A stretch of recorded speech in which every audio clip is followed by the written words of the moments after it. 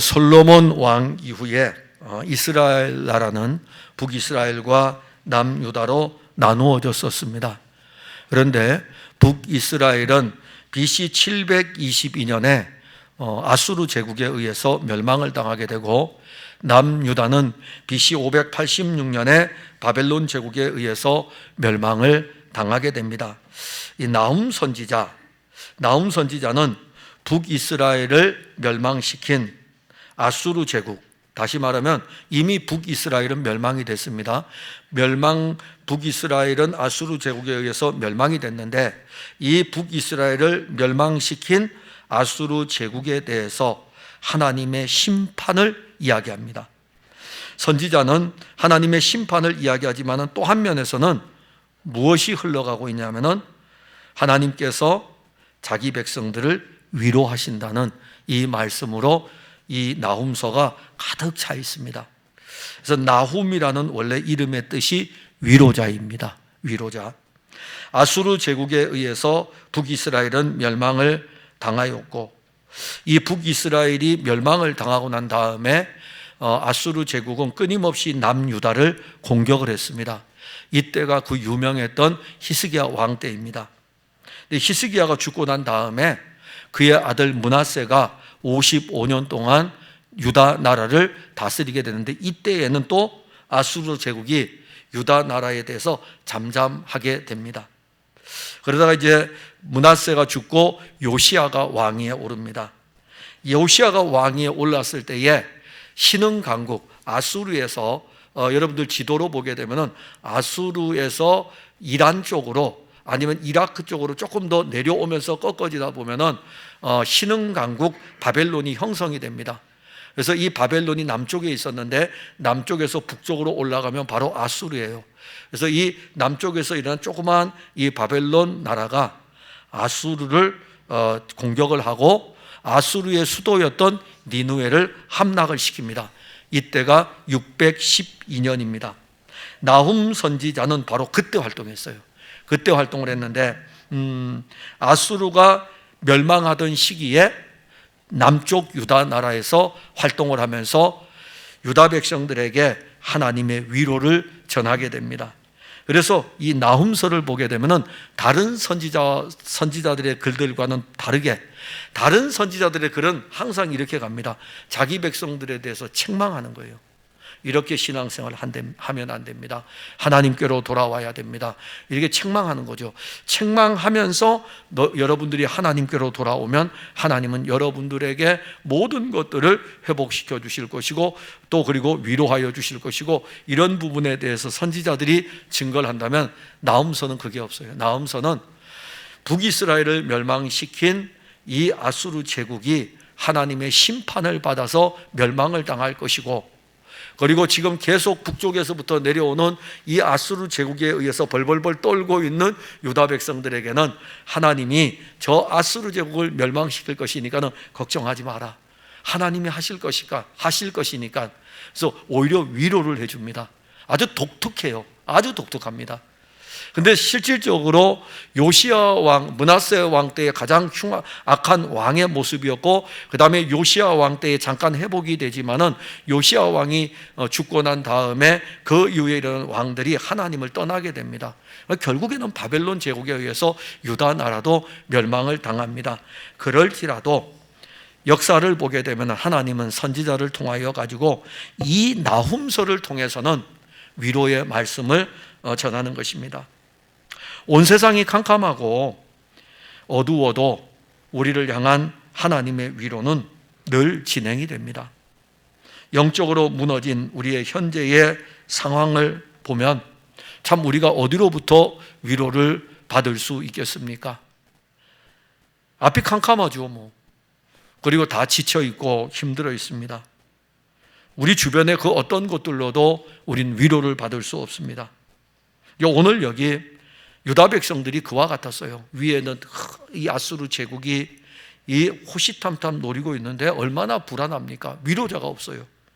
근데 그 위로를 하나님이 하시는 거예요. 마찬가지로 하나님께서는 자기 백성들을 위로하십니다. 그래서 그 위로하기 위해서 하나님이 그의 아들을 보내시는 거죠.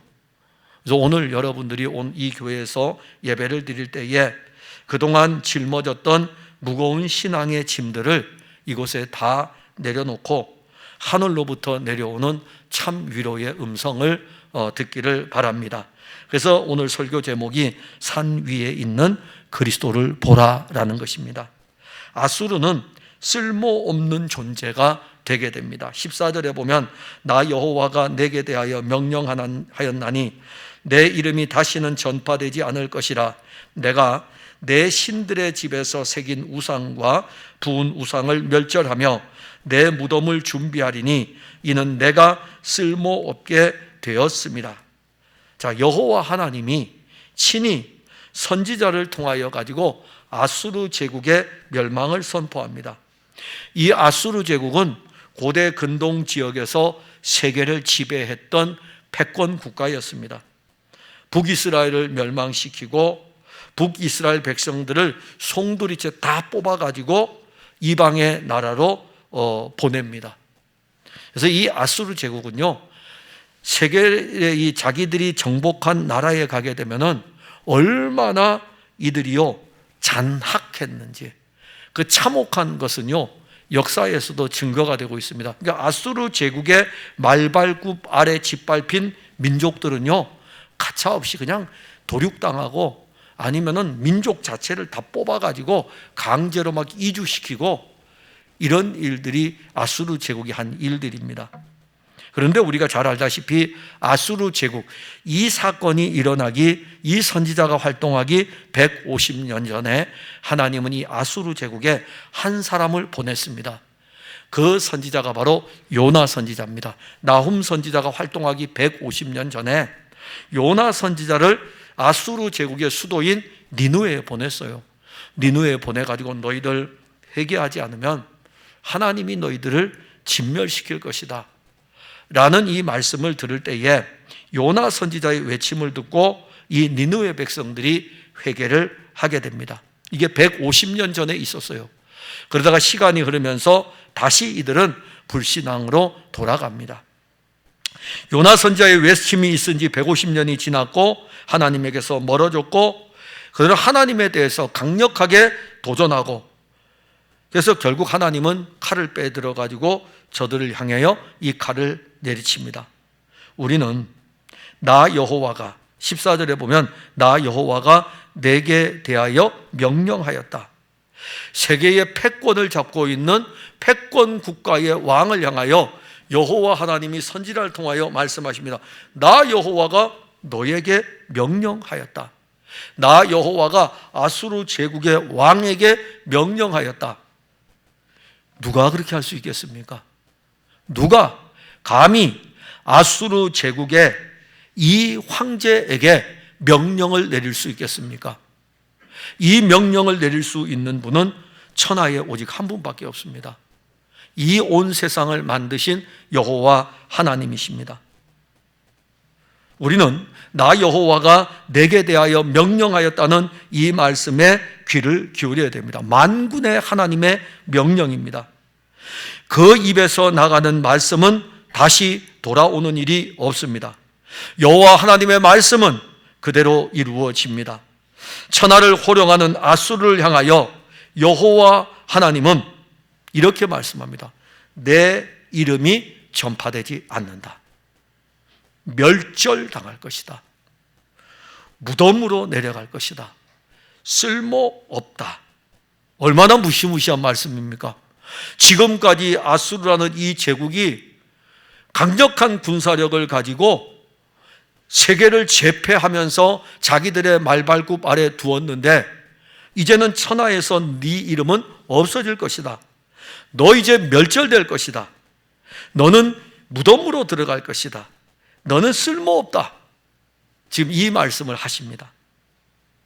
여호와 하나님은 태초에 하나님이 천지를 창조하시니라 역사를 시작하신 분이십니다. 그리고 이 역사를 시작하신 하나님은 이 역사를 붙들고 운행하시는 분이십니다. 그리고 이 역사는 주 예수께서 오심으로 말미암아 종교를 짓게 됩니다. 그래서 역사는 하나님의 것입니다. 이 모든 역사는 하나님의 것이에요. 고대 패권을 잡은 아수르일지라도 이 제국의 시작과 진행과 멸망은 여호와 하나님이 하십니다.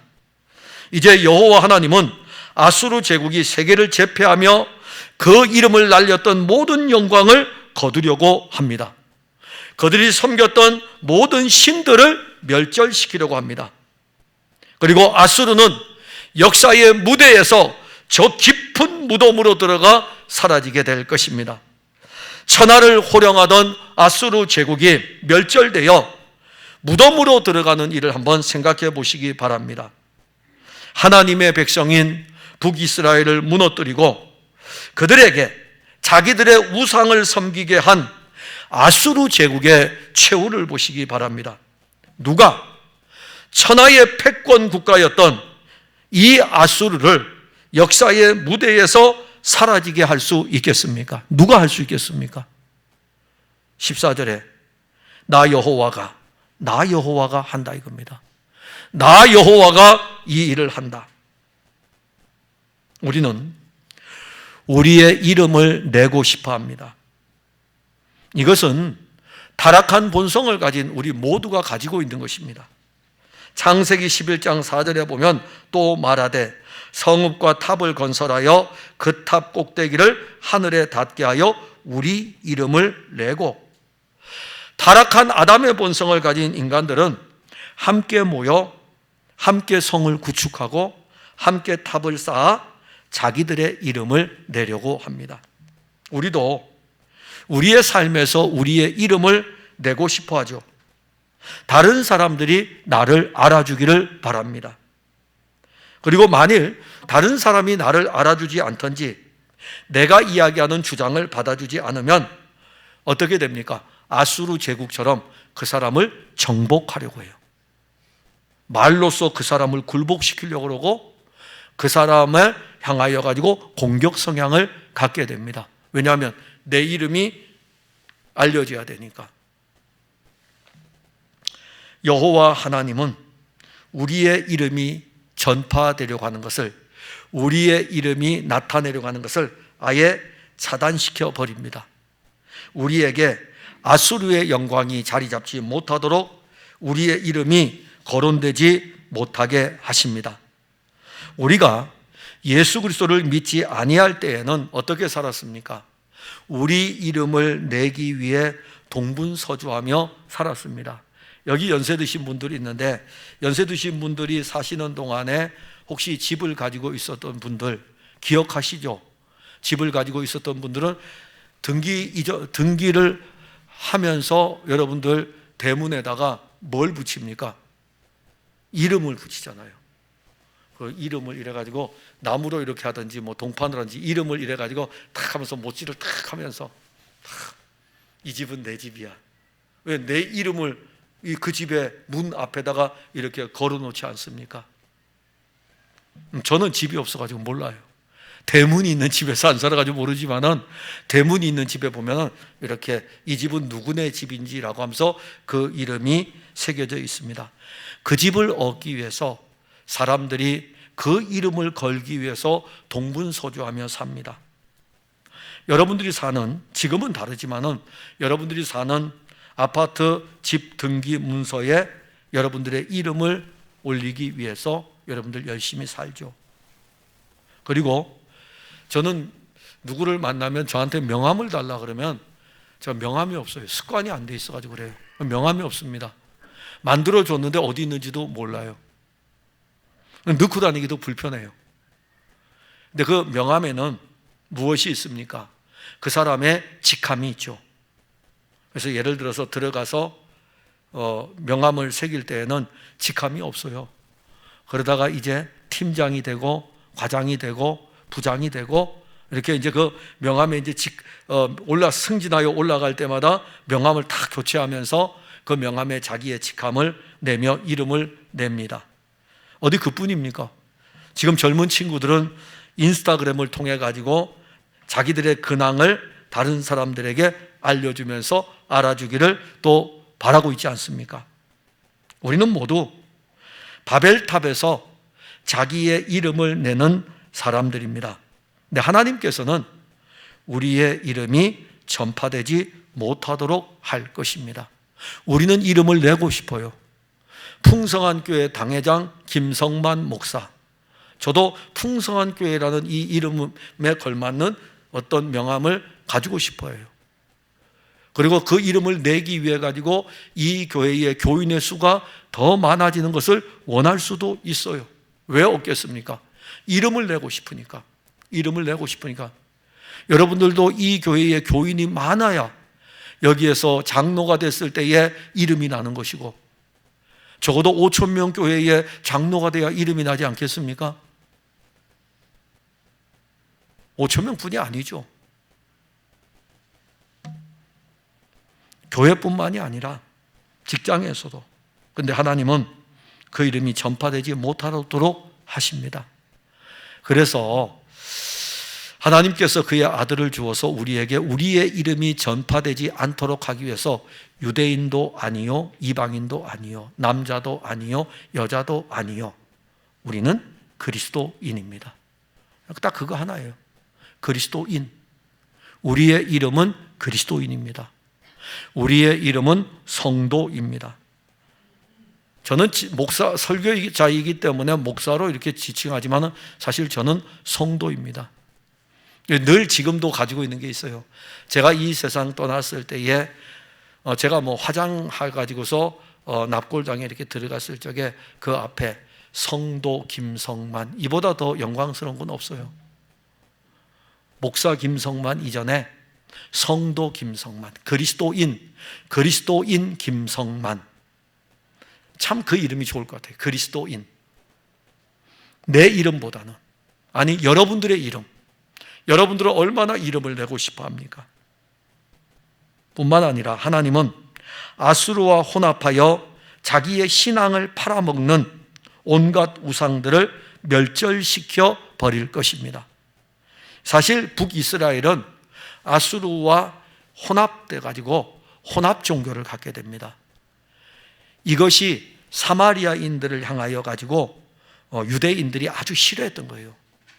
결혼해가지고 이방인들과 결혼하고, 이방인들과 결혼할 뿐만이 아니라 이방인들의 이 모든 생활과 종교적 습성들을 그대로 가져왔기 때문에 하나님은 오늘 아수르 제국을 멸절시켜 버립니다.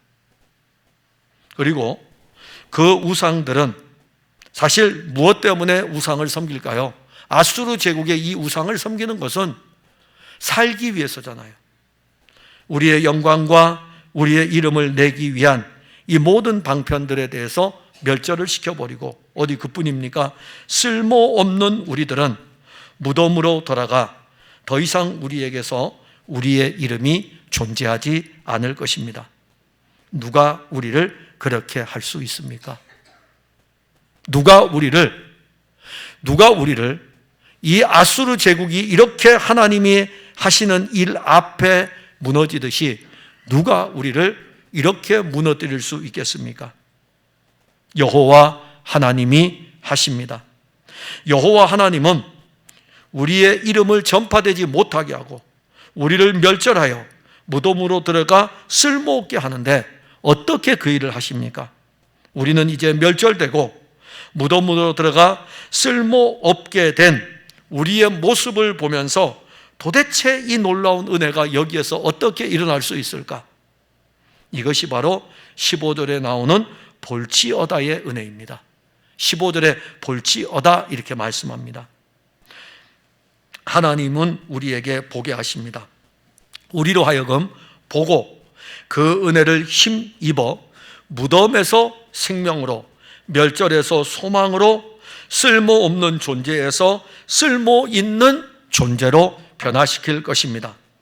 자기의 이름을 내던 삶이 이제는 예수 그리스도의 이름을 내는 삶으로 변화될 것입니다. 아수르와 같은 진펄과 개펄이 변하여 가지고 새 생명으로 살아날 것입니다. 그것을 위해서 산 위에 있는 발, 산 위에 볼지어다 아름다운 소식을 알리고 화평을 전하는 자의 발이 산 위에 있도다. 산 위에 있는 발, 산 위에 있는 그리스도. 여기서 볼지어다라고 하는 것은 유다 백성들에게 여호와 하나님이 하시는 구원의 일입니다. 자, 여호와 하나님께서는 아름다운 소식을 알리고 화평을 전하는 자의 발이 산 위에 있다고 했습니다. 자, 아름다운 소식이 뭘까요? 유다 백성들에게 아름다운 소식이 뭘까요? 아수르 제국 멸망이죠. 아수르가 망했대. 아수르가 무너졌대. 지금 이 편지글을 이 서신서를 쓸 때에 BC 612년 아수르 제국의 수도 니느웨가 함락이 되는 상황입니다. 니느웨가 함락이 되고 나서 3년이 지나서 아수르 제국 BC 609년에 아수르 제국은 멸망을 당합니다. 그동안 유다 나라를 정복하기 위해서 끊임없이 괴롭혔던 이 니느웨의 함락은 유다 백성들에게는 더할 수 없는 기쁜 소식입니다. 항상 전쟁의 공포에서 살고 있던 유다 백성들에게 아수르의 멸망은 화평의 소식입니다.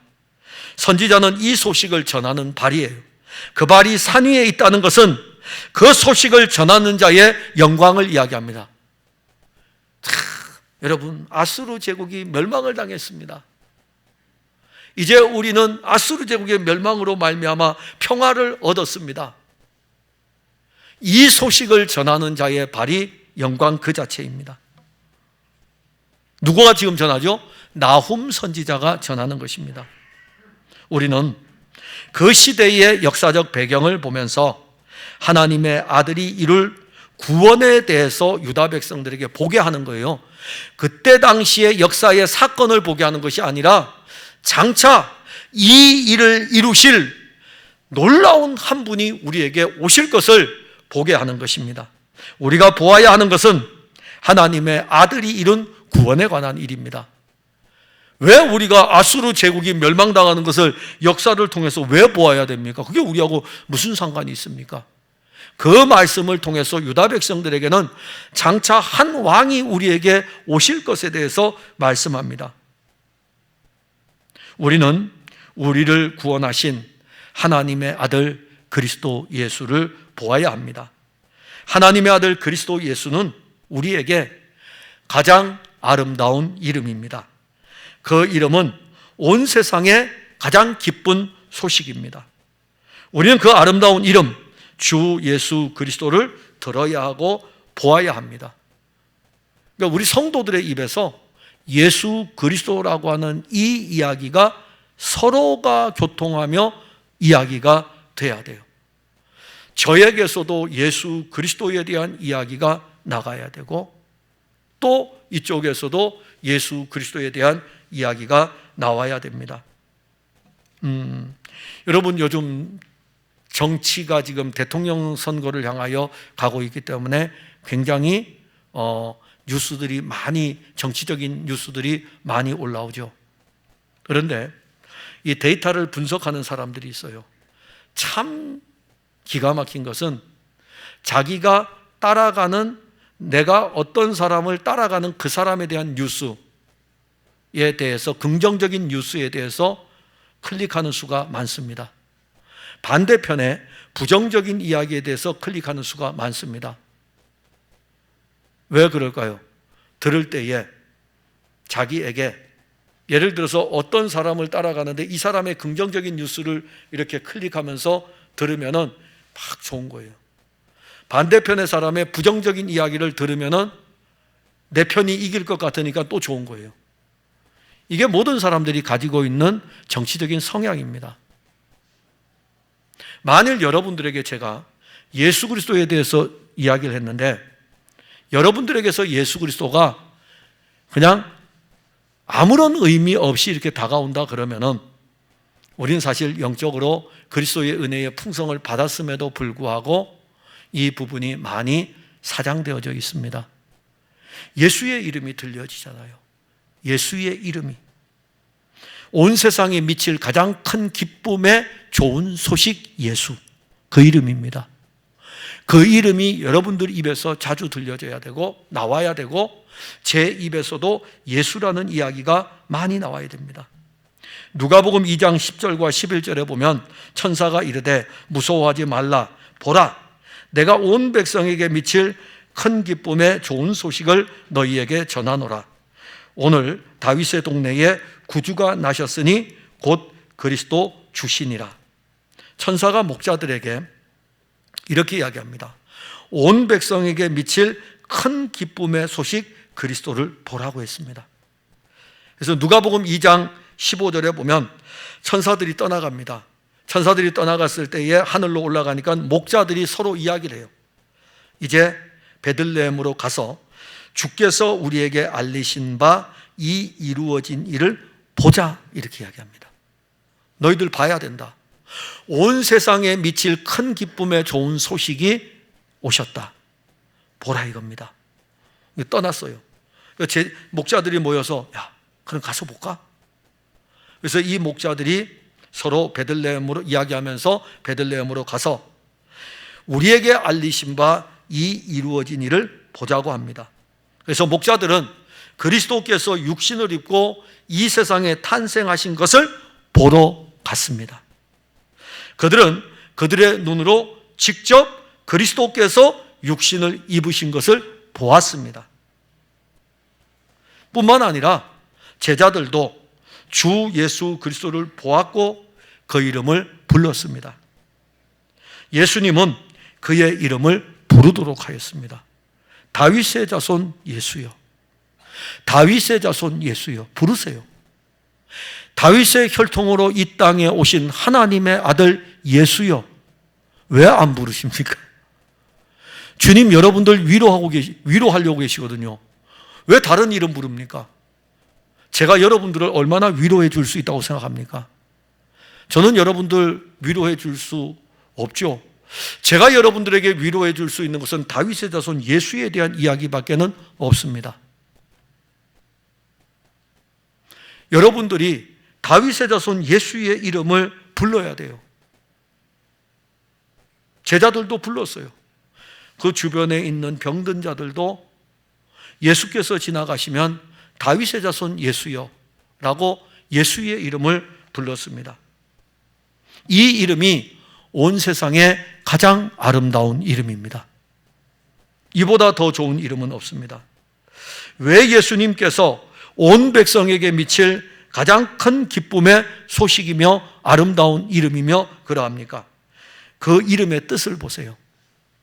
자기 백성을 죄에서 구원할 분이십니다. 여러분들을 죄에서 구원할 유일한 이름은 예수입니다. 예수 그리스도 그분 아니면은 여러분들을 죄에서 구원할 자가 아무도 없습니다. 그래서 그분이 여러분들을 구원하기 위해서 오신 거예요. 천하에 구원을 얻을 만한 다른 이름이 우리에게 없습니다. 우리는 주 예수 그리스도를 보아야 합니다. 그의 말씀을 들어야 합니다. 그 말씀을 통해서 그를 보고 주의 영은 택한 자기 백성들이 듣고 보고 만날 수 있도록 영접할 수 있도록 이끌어 가십니다. 여러분들 어디로 또 가야 됩니까?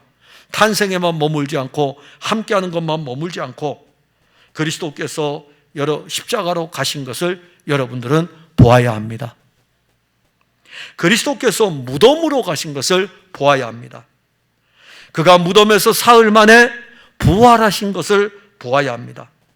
그가 감람산에 올라가신 것을 보아야 합니다. 거기서 더 나아가야 됩니다. 예수께서 하나님의 아들 그리스도로 하늘 보좌에 계신 것을 보아야 합니다. 그런 일이 있습니까? 사도행전 7장 55절과 56절에 스데반이 성령이 충만하여 하늘을 우러러 주목하여 하나님의 영광과 예수께서 하나님 우편에 서신 것을 보고 말하되 보라 하늘이 열리고 인자가 하나님 우편에 서신 것을 보노라. 보았다.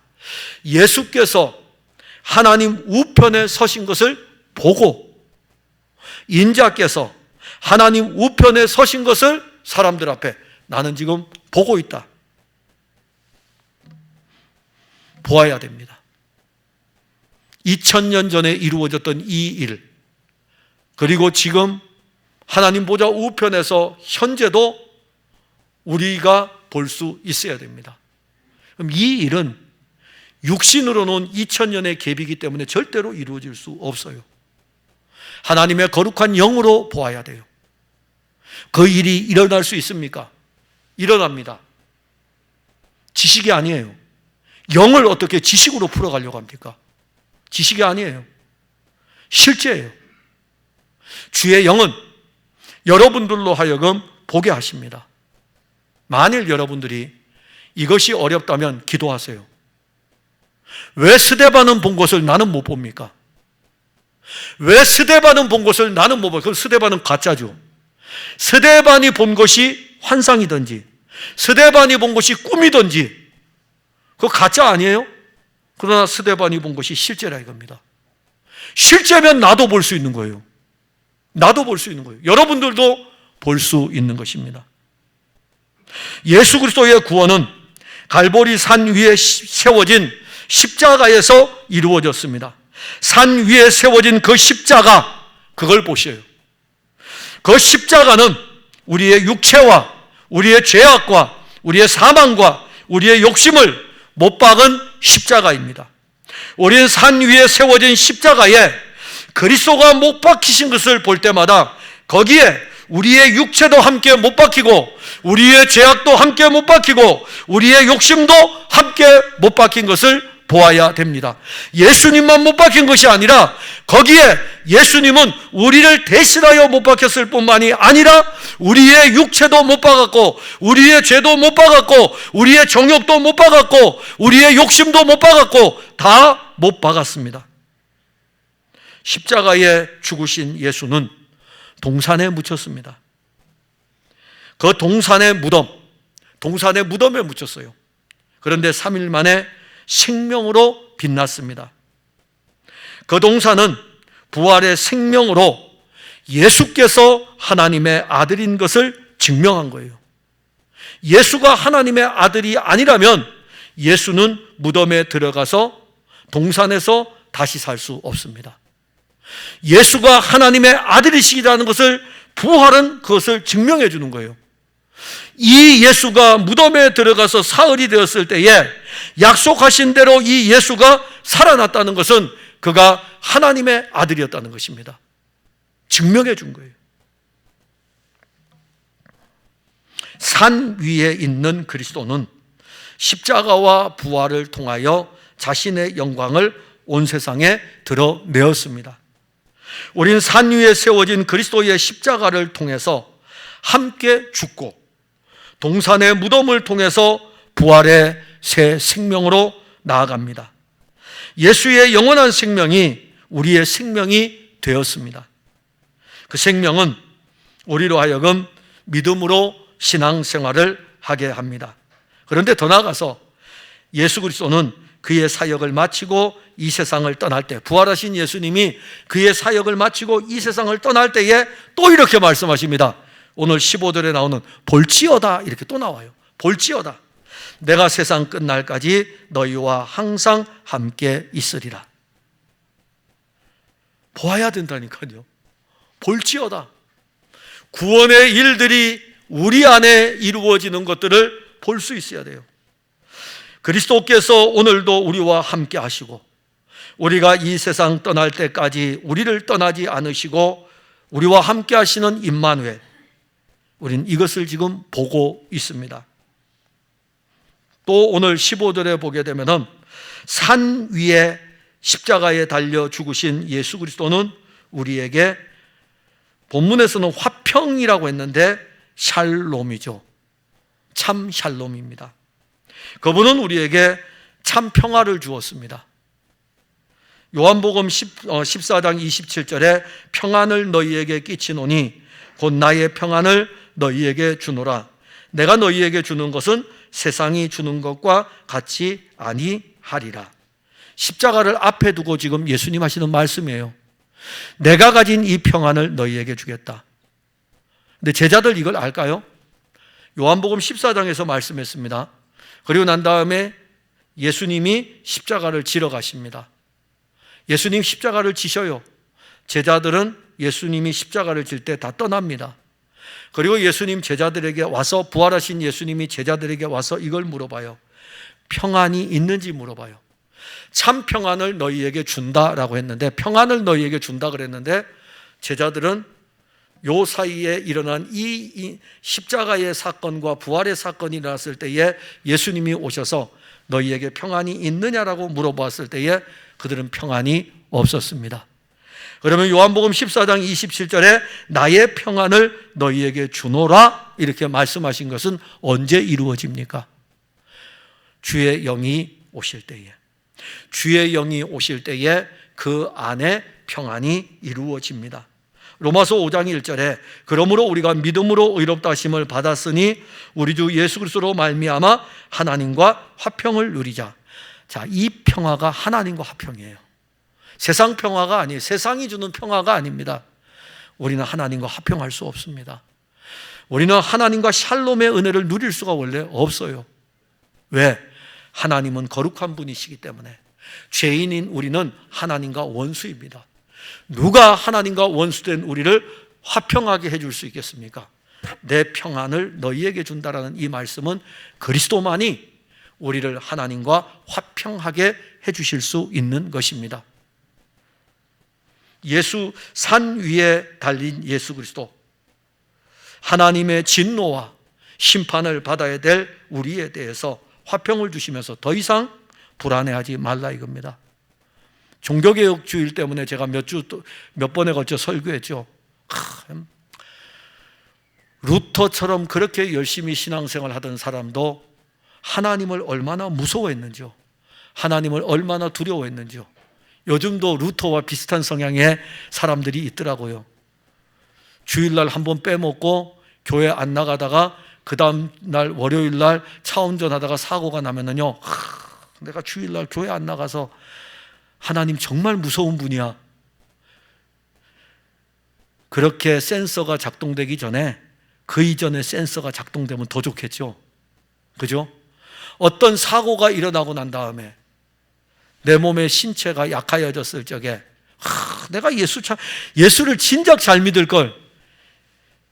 그 안에는 뭐가 깔려있냐면은 하나님이 우리를 향하여 진노하신다, 하나님이 우리를 향하여 심판하신다는 것이 교회 다니면서도 여전히 깔려있는 거예요.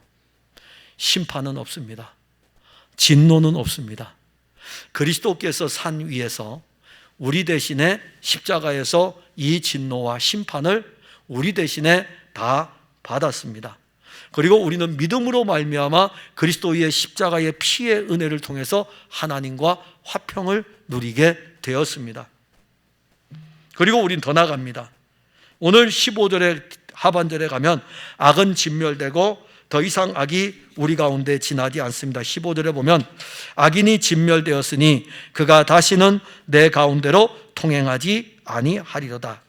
자, 여호와 하나님이 나훔 선지자를 통해서 아수르가 지구상에서 멸절되고 무덤으로 내려가면 더 이상 아수르는 유다 나라 가운데 통행하지 않을 것이다. 아수르가 유다 나라 가운데 통행하지 못하는 것은 산 위에 서 있는 자의 발 때문입니다. 유다 백성들은 여호와 하나님이 하실 일을 누려야 됩니다. 나훔 선지자가 이 말씀을 선포할 때 유다의 왕이 누구였냐면 요시야 왕이었습니다. 므낫세 왕이 55년 동안 악행을 저질러요. 이 악행은 하나님 없는 왕입니다. 자기 아버지가 히스기야예요. 하나님을 진실되게 섬겼던 왕입니다.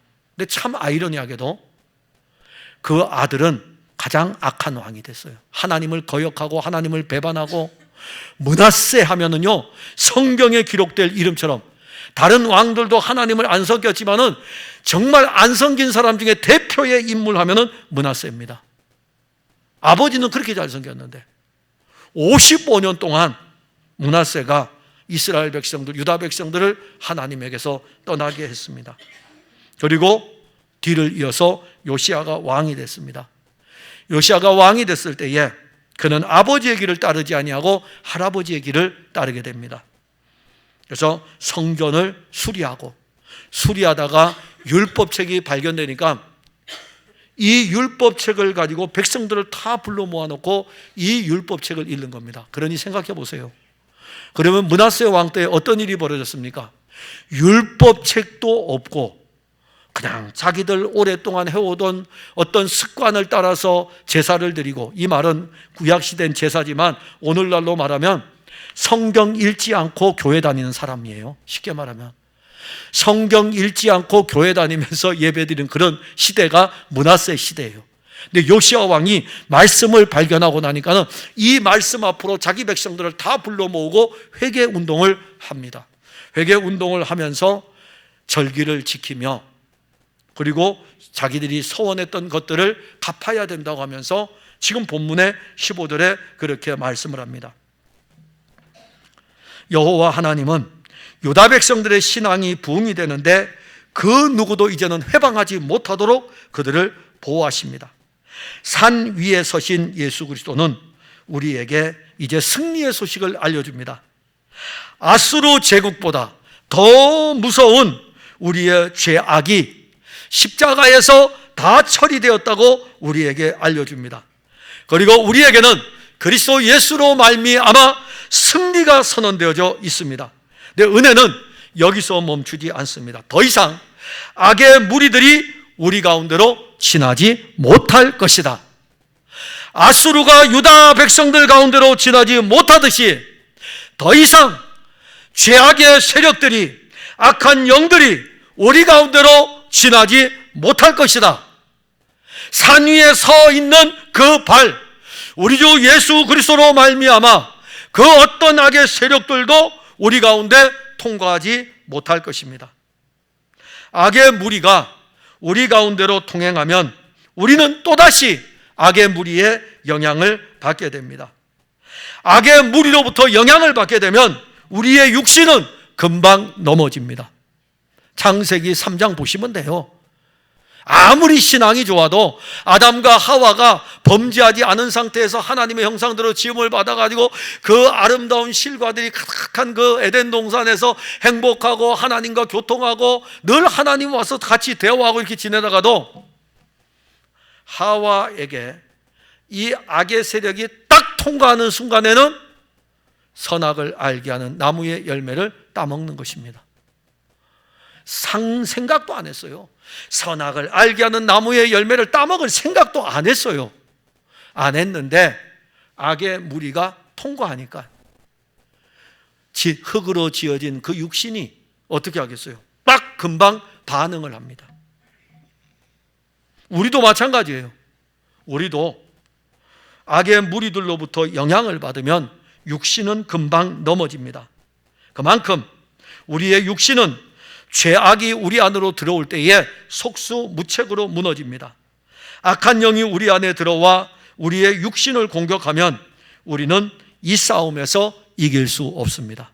여러분들이 여러분들의 육신으로 이기려고 하지 마세요. 그보다 어리석은 일은 없습니다. 졌는데 뭘 또 싸우려고 합니까? 이미 KO패를 당했는데 여러분들 육신으로 또 싸우려고 합니까? 안 되는 거예요. 그런데 산 위에 서신 그리스도가 우리 안으로 오셨어요. 우리는 그리스도 예수 안에 있고 예수 그리스도는 우리 안에 있습니다. 그래서 예수님이 이렇게 말씀하셔요. 내가 사마리아로 통행하여야 하겠는지라. 왜 글리로 통행해야 될까요? 내가 사마리아로 통행하는 것은 수가성의 여인에게로 내가 가야 되겠다. 예수님이 여리고로 지나가십니다. 왜 여리고로 지나가실까요? 거기에 삭개오가 있기 때문에 내가 삭개오에게로 가야 되겠다는 것이죠. 그러면 어떤 일이 일어납니까? 사마리아로 통행하면 사마리아의 구원이 일어나고 여리고로 지나가면 여리고의 구원의 일이 일어납니다. 그리스도께서 우리에게 통행하셔야 돼요. 그리스도께서 우리에게로, 오늘도 예수 그리스도는 여러분들 안으로 말씀을 통해서 들어가기를 원합니다. 여러분들 안에 있기를 원합니다. 우리가 어떻게 하면 우리 안에 산 위에 있는 그리스도 예수를 둘 수 있겠습니까? 그걸 알려드리는 거죠. 성령은 여러분들 안에 산 위에 십자가에서 승리하신 그리스도를 두십니다. 하나님의 영이 하시는 일이에요. 그리고 우리는 이것을 믿는 것입니다. 믿음은 이겁니다. 믿음 어렵지 않아요. 믿음은 하나님의 영이 하나님의 아들이 이루신 것을 우리 안에 두신 것을 믿는 것입니다. 믿음이 아니면 결코 예수 그리스도는 우리 안에 계실 수 없습니다. 그러게 만일 오늘도 여러분들이 이 부분이 믿어지지 않으면 정말 여러분들 큰 위로는 예수밖에 없는데 이 부분은 기도해야 될 부분입니다. 믿음이 있어야 된다. 막연한 믿음이 아니라 성령으로 말미암아 산 위에 계신 그리스도, 무덤에서 사흘 만에 부활하신 그 그리스도가 내 안에 계심을 믿어야 돼요. 예수 그리스도는 하나님 아버지의 뜻을 따라 하늘에서 이 세상으로 통행한 분이십니다. 그가 이제는 그의 영으로 우리 안으로 들어왔습니다. 우리 안으로 왔을 뿐만이 아니라 우리와 영원히 함께 합니다. 우리 안에 계십니다. 우리 안에 이제 누가 있냐면은 사망을 이기고 죄를 이기신 그리스도가 계십니다. 그러면 누가 우리를 이길 수 있겠습니까? 세상의 공중 권세 잡은 자가 이제는 더 이상 우리 안으로 통행할 수 없습니다. 아수르 제국을 무덤에 가져갔듯이 우리를 십자가로 다 가져갔기 때문에 더 이상 세상의 공중 권세 잡은 자가 우리 안으로 통행할 수 없습니다. 악한 영들이 우리를 그리스도에게서 멀어지게 하려고 우리 안으로 들어올 수 없습니다. 화평을 전하는 자의 발이 산 위에 있습니다. 이제 그는 그의 영으로 우리 안으로 들어왔어요. 로마서 8장 1절에 그러므로 이제 그리스도 예수 안에 있는 자에게는 결코 정죄함이 없나니 이는 그리스도 예수 안에 있는 생명의 성령의 법이 죄와 사망의 법에서 너를 해방하였습니다. 우리 주 예수 그리스도께서 우리 안에 계시기 때문에 우리는 사는 것입니다. 살아나는 것은 물론이고 그의 영으로 말미암아 삽니다. 로마서 8장 10절에 그리스도께서 너희 안에 계시면 몸은 죄로 말미암아 죽은 것이나 영은 의로 말미암아 살아있는 것이니라. 아무도 우리를 우리 주 예수 그리스도에게서 끊을 수 없습니다. 만일 우리에게 죄와 사망이 들어오려고 하면 과감하게 그리스도의 피로 막으십시오. 여러분들에게 피가 있잖아요. 다른 걸로 막으려고 하지 마세요. 목사님, 내가 열심히 신앙생활하려고 하는데 안 돼요. 힘써도 안 되고, 해보세요. 힘써도 안 되고 애써도 안 되죠. 여러분 기도하려고 한번 해보세요. 기도하려고 하는 게 되겠습니까? 안 되죠. 저는 알아요. 저는 기도를 해보려고 해봤는데 안 되던 때가 있었어요. 청년 시절에요, 기도하기 위해 가지고 산에 올라갔는데요, 1시간 동안 씨름했는데요, 온갖 것들이 왔다 갔다 하는 막 그냥 망상도 오고 그 다음에 또 막 온갖 생각, 잡생각들이 왔다 갔다, 그러면서도 기도하려고 애쓰고 노력하다가 제가 깨달은 거 하나, 세상에 제일 어려운 게 기도하는 것이다. 그리고 딱 자리를 들고 일어났어요. 나 기도 안 합니다 하고서 도무지 1시간 동안 막 무릎도 아프고 기도한다고 해서 딱 시계 보면은 5분도 안 지난 거예요. 안 돼, 이러면 안 돼. 내가 지금 문제를 가지고 올라왔는데 기도 더 열심히 해야 되는데 막 기도 열심히 하는데 5분도 또 안 가는 거예요. 도저히 안 되는 거예요. 그래서 힘써도 안 되고 애써도 안 되고 일어나자 해서 일어났어요. 기도 너무 힘들다고. 근데 그때 옆에서 기도하는 사람이 있었거든요. 저 멀리 떨어져 있었어요. 근데 정말 간절하게 기도하는 그 모습에 제가 넘어졌어요. 그냥 그 자리에서 털썩 주저앉으면서 그냥 찬송만 불렀어요. 그리고 나서는 기도가 그냥 되어지더라고요. 여러분들은 십자가에 피가 있습니다. 주 예수의 피가 있어요.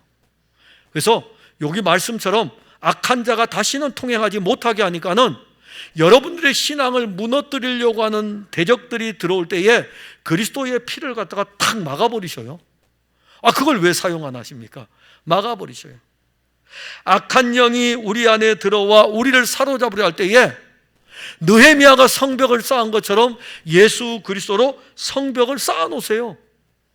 그 성벽을 쌓아놓으면은 이방의 세력들이 들어오지 못하도록 그렇게 쌓아놓는 거 아닙니까? 여러분들의 신앙을 보호하기 위해서 주님은 여러분들의 성벽이 되시니까 여러분들이 그 성벽을 쌓아놓으세요. 그리스도가 여러분들의 성벽이 되시고 그 피가 여러분들에게 재앙을 물러가게 할 것입니다. 사랑하는 성도 여러분, 우리 안에 하나님을 대적하는 이 아수르는 산 위에 계신 그리스도의 십자가와 부활로 이미 멸절되었습니다.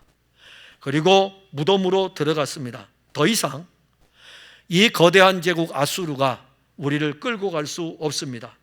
믿음의 눈을 들어 주 예수 그리스도께서 산 위에서 이루신 놀라운 일들을 볼지어다 보기 바랍니다. 여러분들이 믿음의 눈으로 바라보는 순간 주의 영은 여러분들 안에 산 위에 계신 그리스도가 함께하고 있다는 것을 보게 할 것입니다. 산 위에서 승리하신 그리스도가 우리와 함께 하시면서 우리를 영원한 도성으로 이끌어갈 것입니다. 그 과정에 수도 없이 많이 아수르가 계속 공격해 오지만 걱정하지 마셔요. 통행하지 못하도록 하겠으니까는 아무 염려하지 마시고 온몸을 그리스도의 피로 바르신 여러분들은 그 피의 힘과 그 능력을 의지하여 새하늘과 새 땅을 향한 이 신앙의 걸음을 힘있게 걸어가기를 바랍니다. 기도하겠습니다. 하나님, 은혜를 감사합니다. 우리는 나훔 선지자를 통해서 유다 백성들에게 주시는 이 위로의 말씀을 보면서 나훔 선지자는 분명 장차 오실 하나님의 아들 그리스도에 대해서 유다 백성들에게 전하며 유다 백성들은 이 아수르 제국의 멸망을 보면서 하나님의 아들 그리스도가 이루실 구원의 일들을 볼 것입니다. 오늘 우리도 이 말씀을 받으면서 산 위에 서신 그 화평을 전하는 자의 발, 아름다운 소식을 전하는 자의 발이신 그리스도 예수를 우리가 믿음으로 바라봅니다. 볼지어다라고 했습니다. 사랑하는 성도들에게 산 위에 서신 그리스도를 보는 눈을 주시고 믿음의 눈으로 주 예수 그리스도를 바라보게 하옵소서. 이미 그리스도가 저들 안에 성벽이 되어 있고 저들을 그 피로 보호하고 있음을 알게 하시고 그 피의 은혜로 힘차게 주 예수의 나라를 향하여 나아가게 하옵소서. 예수님 이름으로 기도하옵나이다. 아멘.